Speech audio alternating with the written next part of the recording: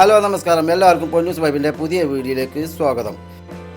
ഇന്ന് നമ്മൾ പോകുന്നത് കർണാടക സംസ്ഥാനത്തിലെ ചാമരാജനഗർ ജില്ലയിലെ ഗുണ്ടൽപേട്ട് താലൂക്കിൽ 1450 മീറ്റർ ഉയരത്തിൽ സ്ഥിതി ചെയ്യുന്ന ഒരു കുന്നാണ് കന്നഡയിലെ വേട്ട. ബന്ദിപ്പൂർ നാഷണൽ പാർക്കിലെ ഏറ്റവും ഉയരം കൂടിയ കൊടുമുടി കൂടിയാണിത്. ബന്ദിപ്പൂർ ദേശീയോദ്യാനത്തിലെ ഏറ്റവും ഉയരമുള്ള കൊടുമുടിയാണിത്. ബന്ദിപ്പൂർ ദേശീയോദ്യാനത്തിലെ പ്രധാന പ്രദേശത്താണ് ഗോപാലസ്വാമി കുന്നുകൾ സ്ഥിതി ചെയ്യുന്നത്. ആനകൾ ഉൾപ്പെടെയുള്ള വന്യജീവികൾ പതിവായി ഇവിടം സന്ദർശിക്കാറുണ്ട്. ഇടതൂർന്ന മൂടൽമഞ്ഞ് വർഷം മുഴുവനും കുന്നുകളെ മൂടുന്നു.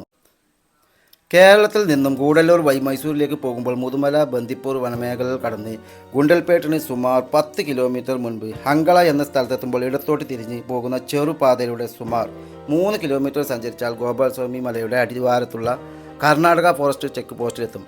അവിടെ നിന്നും കർണാടക സർക്കാർ ഏർപ്പെടുത്തിയ പ്രത്യേക ബസ്സുകളിൽ ടിക്കറ്റ് എടുത്ത് മലമുകളിലെത്താം. ബന്ദിപ്പൂർ വനമേഖലയിലെ ഏറ്റവും ഉയരം കൂടിയ മലയായ ഇവിടുത്തെ പ്രധാന ആകർഷണം ഇവിടുത്തെ മാറിമറിയുന്ന കാലാവസ്ഥയാണ്. കോടമഞ്ഞ്, മഴ, വെയിൽ, എപ്പോഴും വീശിയടിക്കുന്ന തണുത്ത കാറ്റ് എന്നിവ ഇവിടെ അനുഭവപ്പെടും.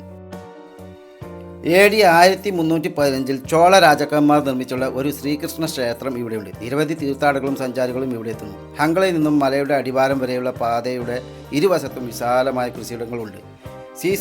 സീസൺ അനുസരിച്ച് സൂര്യകാന്തി, ചെണ്ടുമല്ലി എന്നീ പുഷ്പങ്ങളും പച്ചക്കറികളും ഇവിടെ കൃഷി ചെയ്യുന്നു. ഹങ്കളയിൽ നിന്നും ഗോപാലസ്വാമി മലയുടെ അടിവാരം വരെയുള്ള നീണ്ട നിവർന്ന് കിടക്കുന്ന റോഡും സമീപത്തെ കാഴ്ചകളും സഞ്ചാരികളെ ആകർഷണീയമാക്കുന്നതാണ്. ഇതുകൂടാതെ ഗോപാലസ്വാമി മലമുകളിലേക്കുള്ള പ്രത്യേക ബസ് യാത്രയും കാഴ്ചകൾ മലമുകളിലേക്കുള്ള ചുരം റോഡ് കയറുമ്പോൾ തായ്വരയിലെ വിശാലമായ കൃഷിയിടങ്ങൾ കാണാം. ഗോപാലസ്വാമി മലയുടെ തായ്വരയിലെ കൃഷിയിടങ്ങൾ സീസൺ അനുസരിച്ച് പുഷ്പകൃഷി നടത്തി വരുന്നുണ്ട്. കേരളത്തിൽ നിന്നും നാടുകാണി ചുരം വഴിയും വയനാട് വഴിയും ഇങ്ങോട്ടെത്താം. മലപ്പുറം ജില്ലയിലെ നിലമ്പൂർ വൈക്കടവ് വഴി സഞ്ചരിച്ച് നാടുകാണി ചുരം കയറി ഗൂഡല്ലൂർ വഴിയാണ് റൂട്ട്. വയനാട് വഴി പോകുമ്പോൾ നേരിട്ട് നാടുകാണി വഴി ഗൂഡല്ലൂരിലോ മുത്തങ്ങ വഴി ഗുണ്ടൽപേട്ടിലോ എത്താം. ബസ്സിൽ കയറി യാത്ര ചെയ്യുമ്പോൾ പ്രകൃതി നമുക്കായി ഒരുക്കിയ മനോഹരമായ കാഴ്ചകൾ കണ്ട് നമുക്ക് ക്ഷേത്രത്തിലെത്താം. കൂടുതലും വാഹനത്തിൽ യാത്ര ചെയ്തുകൊണ്ട് വേണം നമുക്ക് ഈ കാഴ്ചകൾ കാണാൻ. ഇവിടെ ഇറങ്ങാനോ ഒന്നിനും സാധിക്കുന്നതല്ല. വീഡിയോ കാണുന്നവരിൽ പുതുതായി കാണുന്നവരുണ്ടെങ്കിൽ ഈ വീഡിയോ ലൈക്ക് ചെയ്യാനും അതുപോലെ സബ്സ്ക്രൈബ് ചെയ്യാത്തവരുണ്ടെങ്കിൽ ഒന്ന് സബ്സ്ക്രൈബ് ചെയ്യാനും മറക്കരുത്. പ്രകൃതി കാഴ്ചകൾ ഇഷ്ടപ്പെടുന്നവർക്ക് നല്ലൊരു അനുഭവമാണ് ഈ യാത്ര.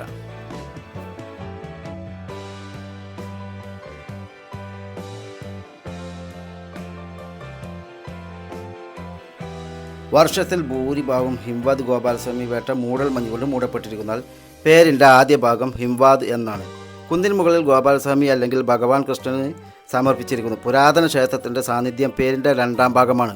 മൂന്നാമത്തെ ഭാഗം അതൊരു കുന്ന് അല്ലെങ്കിൽ വേട്ട ആണെന്ന വസ്തുതയിൽ രൂപപ്പെട്ടിരിക്കുന്നു. 7 നൂറ്റാണ്ടുകൾ മുമ്പ് നിർമ്മിച്ച ശ്രീ ഹിമവത് ഗോപാലസ്വാമി ക്ഷേത്രം മനോഹരമായ കാഴ്ചകളുള്ള പ്രശസ്തമായ ക്ഷേത്രങ്ങളിൽ ഒന്നാണ്. അങ്ങനെ നമ്മളിപ്പോൾ ആ ക്ഷേത്രത്തിൽ എത്തി. ചെറുകുത്തനെയുള്ള റോഡിലൂടെ ഞങ്ങൾ ക്ഷേത്രത്തിലേക്ക് നടന്നു. ഞങ്ങൾക്ക് മുന്നേ എത്തിയവർ തിരിച്ചിങ്ങോട്ടും വരുന്നു. ഞങ്ങൾ അങ്ങോട്ടും കയറിപ്പോയി. നേരെ കയറി ചെന്ന് എത്തിപ്പെടുന്നത് ഈ ക്ഷേത്ര മൈതാനത്ത്.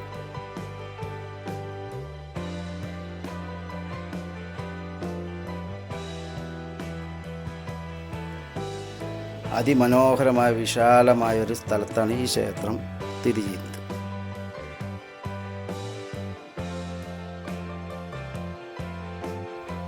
ക്ഷേത്രവും ചുറ്റുപാടിലെ കാഴ്ചകളും കണ്ട് ഞങ്ങൾ വീണ്ടും താഴെ പോകാൻ ബസ്സിന് റെഡിയായി.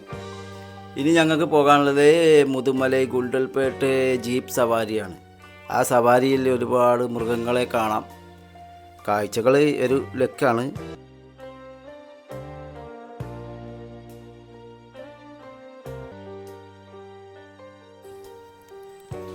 അങ്ങനെ ഞങ്ങൾ ജീപ്പിലുള്ള യാത്ര ആരംഭിച്ചു. ആദ്യം ജീപ്പിൽ ഞങ്ങൾ പുറപ്പെട്ടത് ഒരു കുന്നിൻ്റെ ചെരുവിലേക്കാണ്. അതൊരു ട്രെക്കിംഗ് തന്നെയായിരുന്നു. ഒരു മനോഹരമായ യാത്രയായിരുന്നു.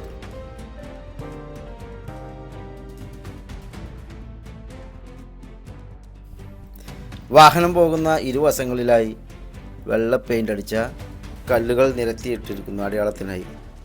ഡ്രൈവറോട് ചോദിച്ചപ്പോൾ ഡ്രൈവർ പറഞ്ഞു ആ അടയാളം വിട്ട് അപ്പുറം കടക്കാൻ പാടില്ല എന്നാണ് അവിടുത്തെ രീതി.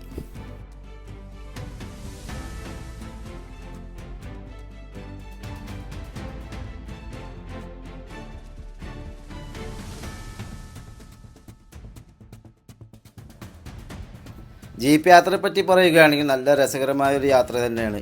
നമ്മൾ മറ്റുള്ള ട്രക്കിങ്ങിനെ അപേക്ഷിച്ച് ഇത് കുട്ടികളൊക്കെ ആയിട്ട് പോകാൻ പറ്റിയൊരു മിതമായ യാത്രയാണ്.